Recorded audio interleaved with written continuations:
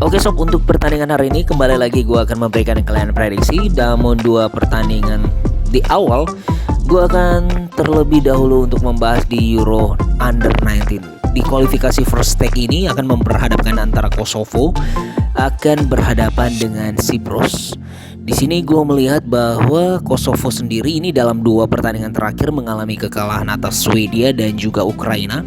Tidak berbeda jauh dengan lawannya Cyprus yang juga mengalami 4 kekalahan dalam 5 laga terakhir dan 1 hasil seri. Tentu saja ini akan menjadi menarik, pasalnya kedua belah tim ini sama-sama menghuni papan bawah di grup 3 mereka sendiri. Prediksi gue sih melihat performance yang terjadi pada dua belah tim ini sepertinya akan terjadinya banjir gol dengan skor 2 sama. Kita berlanjut di laga antara Swedia masih di Under 19 akan berhadapan dengan Ukraina di first leg juga di round ketiga. Kalau kita melihat bahwa perbandingannya ini berbeda ya, di mana Ukraina memuncak klasemen dengan 2 pertandingan kemenangan berturut-turut dan lawannya Swedia ini dalam 2 laga 1 kali mengalami draw dan 1 mengalami hasil kemenangan.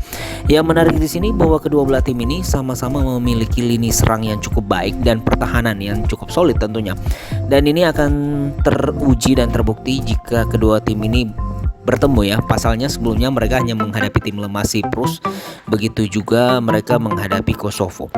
Kalau dilihat di sini bahwa apa yang ditampilkan oleh Ukraina ini sangatlah menarik, di mana 10 laga terakhir mereka menghabiskan 2 hasil seri dan sisanya kemenangan.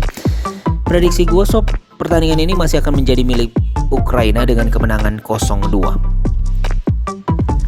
Dan masuklah kita pada pembahasan Piala Dunia, di mana Maroko akan berhadapan dengan Kroasia setelah kita melihat kejutan di pertandingan semalam Argentina dikalahkan oleh Saudi Arabia.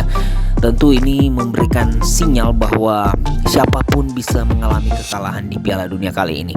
Dan ini bukan berarti sebuah ancaman ya bagi siapapun. Pasalnya kita melihat bahwa Kroasia ini juga sangat luar biasa ketika penampilan mereka di Liga Eropa kemarin.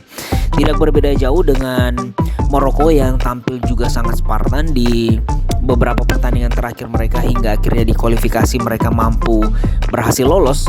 Ini menurut gue prestasi yang cukup mentereng dan ini akan terbukti di mana Maroko harus berhadapan dengan, kalau gue bilang Kroasia ini selama 1 dekade terakhir ini menampilkan sebuah golden age yang cukup baik ya dengan regenerasi mereka.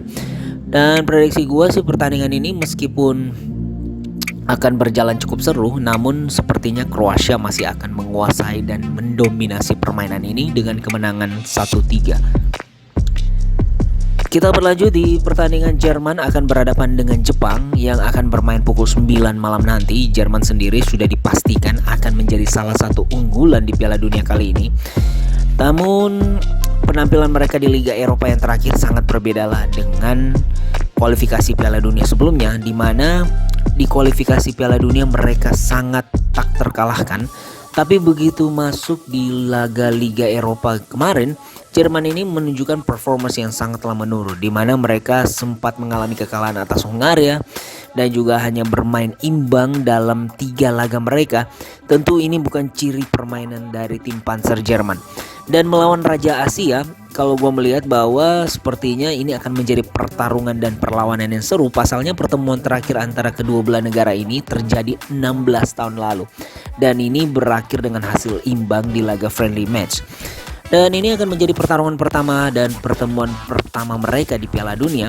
Prediksi gua, Jepang akan sepertinya mampu sedikit memberikan perlawanan terhadap Jerman dengan hanya mengalami kekalahan Jerman 2 dan Jepang 1. Kita berlanjut pada laga dini hari nanti. Spanyol akan berhadapan dengan Costa Rica. Di sini kita melihat bahwa era dari Spanyol sendiri ini nampak jelas bahwa tidak memiliki sebuah faktor X atau maestro, namun terlebih mengedepankan permainan tim.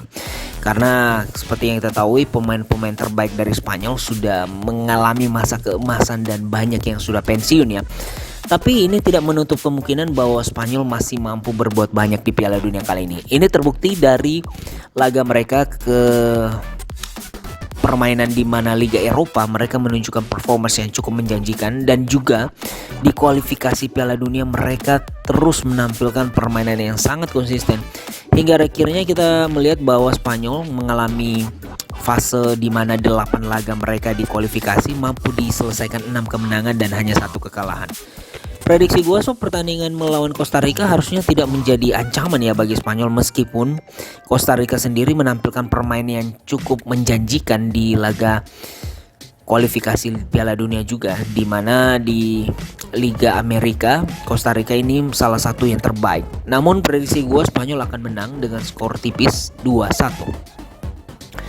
Kita berlanjut di laga Belgia akan berhadapan dengan Kanada. Belgia juga ini mengalami fase masa kejayaan, di mana kita melihat bahwa pemain-pemain terbaik di Eropa ini adalah banyak yang memiliki kewarganegaraan Belgia. Dan ini terbukti dari bagaimana Belgia sendiri berlaga di kualifikasi Piala Dunia kemarin hingga mengantarkan mereka lolos dengan sangatlah mudah. Kalau gue melihat bahwa melawan Kanada harusnya tidak menjadi masalah sama sekali bagi mereka ya.